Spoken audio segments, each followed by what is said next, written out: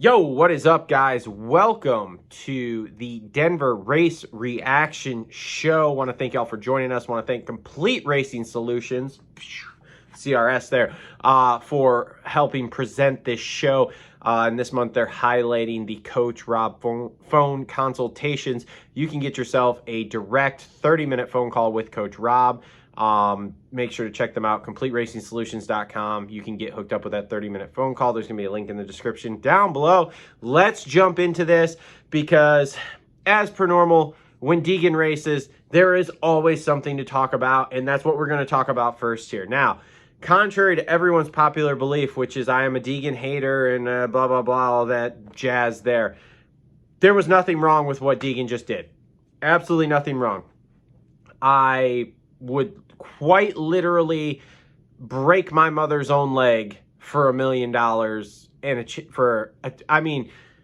$50,000 race bonus, at least $500,000, if not $750,000 championship bonus. Sorry, Mom, you're gonna have a broken leg for a while. Like, anybody who's crying about that, I understand Cole Davies is a well-liked kid. I like Cole Davies a lot too.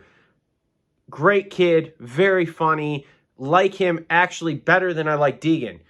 But there was nothing wrong with what just happened. So anybody who's booing him, anybody on the internet talking shit right now, all that kind of stuff like that, get over yourself. There was nothing wrong with that. He had him for 3 corners, and he was super nice to Davies. He did not go after him. He did not put him down. And then finally in like corner number 5, after he's been all over him for almost over a lap, he finally goes in, makes a little bit of contact. Like, it was... The only problem with it is that, like, Davies couldn't get himself off the back of the berm. He didn't even put him down. Like, Davies fell over on the backside of the berm because he lost his footing. It wasn't, like, I don't know. To me, it's just a ridiculous situation. I've already been in the group chat with Justin and Cole talking about this. They're not big fans of it. I said, screw it. This is fine. Everything is absolutely fine. Comment your thoughts down below because I know there's going to be a ton of thoughts on this here this week. This is going to be the big talking point for the entire week. Is going to be this controversy. And the AMA saying they're reviewing it, get off of it. You're not reviewing it. There was no way they were reviewing it. There was no way you were taking that. What are you going to do? You're going to penalize him and tell him he doesn't win the title? No way. Can you imagine the backlash from literally everyone, including Star Racing Yamaha, Yamaha Corporate, the Degans, the Deganites, the Bedbugs, everybody out there? There would have been so much backlash had they taken that title away from him because they penalized him. There was worse stuff. I mean, there's worse stuff in the first lap of an LCQ than what that was. That was not a problem at all. Zero issue. Comment your thoughts down below. Outside of that, rest of the 250 main was really, really good. Juju was a man on a mission, and had he not fluffed that start, I really do think he would have had something for those guys up there.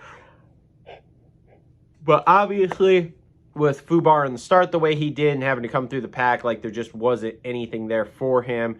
Marchbanks rode really well. Great to see Drew Adams back. My heart goes out for Cole Davies there because the kid is awesome. He was on rails, and I give him a lot of credit for taking so much responsibility and putting it on himself of, like, you know what, I shouldn't have put myself in that position, blah, blah, blah. At the end of the day, like, bro, you were in a spot. He was going to take you no matter what.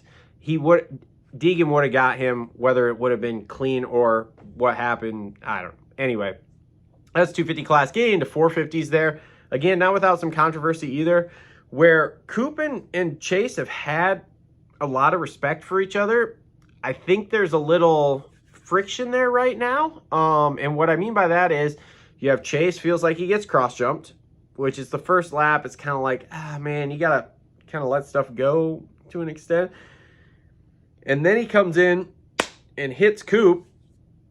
And, like, Coop was dying. Like, Coop can say, oh, yeah, I was a little sick. Coop was not a little sick. Coop's been a lot of sick there. Like, you could tell. He's standing there trying to stand up and keep face because he knows the camera's still on him. Coop was hurting. And not because of that contact. It's because of whatever sickness he's got going on.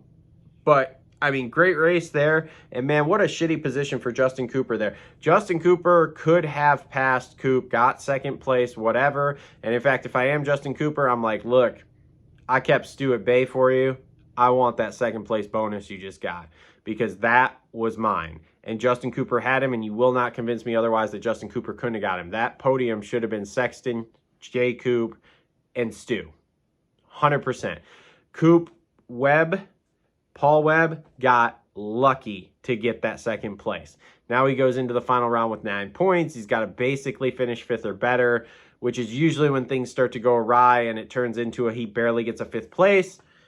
So it could make things interesting. We'll have to wait and see.